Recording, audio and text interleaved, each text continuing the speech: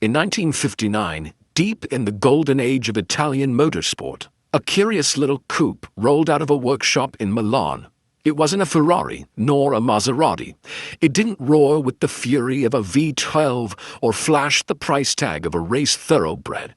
Yet this small, hand-built machine carried a secret, one that tied it not just to the world of racing, but to one of America's most trusted voices. This is the story of the 1959 Lancia Appia GTE Series 2 by Zagato, a car so rare and refined the even legendary journalist Walter Cronkite couldn't resist owning one. But beneath its elegant aluminum skin was a surprising truth. This was no gentleman's cruiser. It was a hidden racing weapon. Before we dive in, hit the like and subscribe button. The late 1950s were a defining era for Italian design. Post-war optimism was sweeping through Europe, and Italy's coach builders were crafting some of the most beautiful automobiles the world had ever seen. Names like Pininfarina, Bertone, and Touring were already legends. But in a small, bustling workshop on Via Giorgini in Milan, a young designer named Ercole Spada, working under the legendary Ugo Zagato, was about to create something special. Lancia, known for its engineering brilliance and understated class, was building the Appia, a compact front-engine sedan powered by a tiny V4 engine. It was reliable, elegant, and very Italian, but it wasn't a sports car, at least not until Zagato got his hands on it. The collaboration between Lancia and Zagato aimed to transform the mild-mannered Appia into a lightweight, aerodynamic coupe capable of competing in Italy's fierce racing scene. Events like the Mille Miglia in Targa Florio, where agility and precision mattered far more than brute power. The result was the Lancia Appia GTE Series 2 Zagato, a handcrafted masterpiece that balanced grace and aggression like few cars of its time. Built in extremely limited numbers, fewer than 200 ever made, each one was slightly different, shaped by hand, panel by panel in Zagato's workshop. No two cars were exactly alike. It was not mass production. It was artistry in motion. The GTE, short for a Gran Turismo Esportiva, wasn't just about beauty. Under its sculpted aluminum body was some of Lancia's most advanced engineering. The Appia's compact 1.1-liter V4 engine may sound modest, just 60 horsepower, but paired with Zagato's ultra-lightweight construction, it transformed the car into a nimble racer. The body weighed barely 1,900 pounds. Its aerodynamic lines sliced through the air, and its balance through corners became legendary. On twisting mountain passes and narrow rally roads, the Appia GTE could dance where heavier, more powerful cars stumbled. This was a car that rewarded finesse. It didn't rely on speed alone. It demanded skill, precision, and rhythm, much like the journalists and racing enthusiasts who adored it. And that's where Walter Cronkite comes into the story. Most know Cronkite as the steady, reassuring voice of CBS News, the man who told America, and that's the way it is.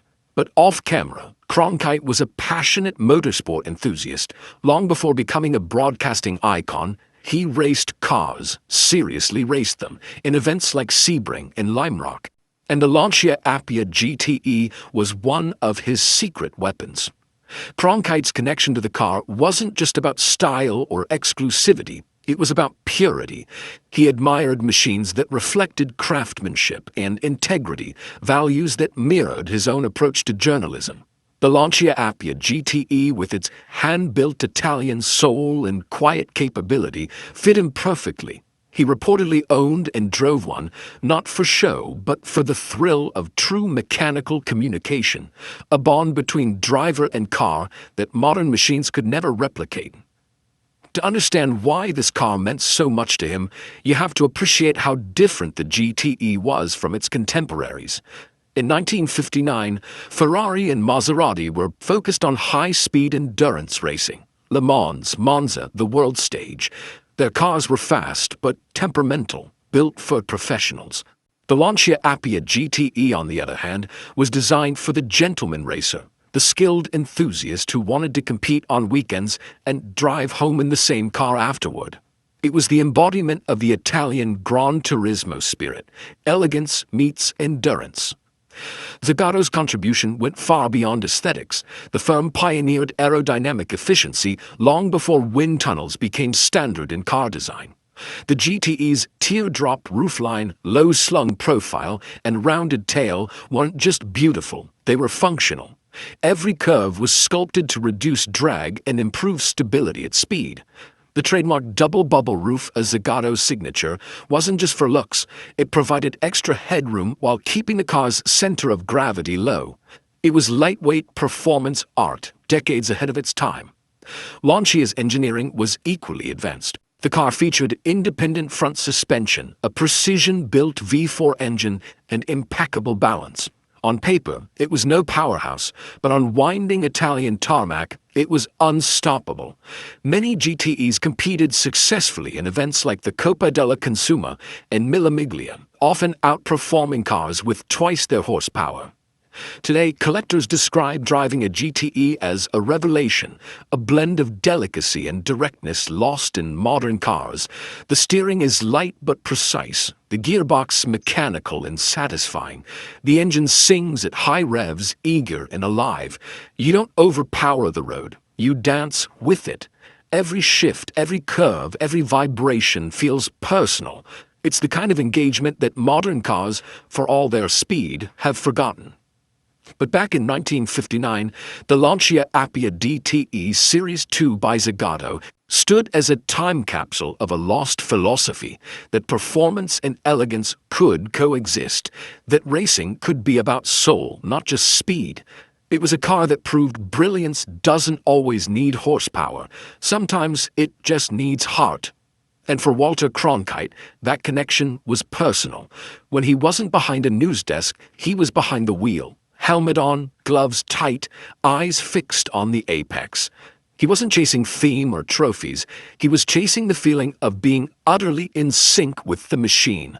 The Lancia Appia GTE gave him that feeling. To him, it wasn't just a car, it was freedom. Looking back now, the 1959 Lancia Appia GTE Series 2 by Zagato stands as a time capsule of a lost philosophy that performance and elegance could coexist, that racing could be about soul, not just speed. It was a car that proved brilliance doesn't always need horsepower. Sometimes it just needs heart. And for Walter Cronkite, that connection was personal. When he wasn't behind a news desk, he was behind the wheel, helmet on, gloves tight, eyes fixed on the apex. He wasn't chasing fame or trophies, he was chasing the feeling of being utterly in sync with the machine. The Lancia Appia GTE gave him that feeling. To him, it wasn't just a car, it was freedom.